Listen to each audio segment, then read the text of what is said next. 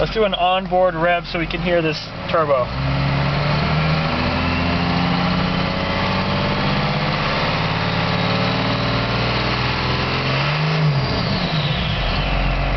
It's going to sound so good with a straight plate.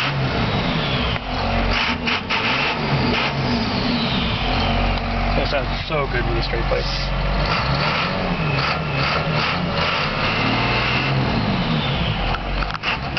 One.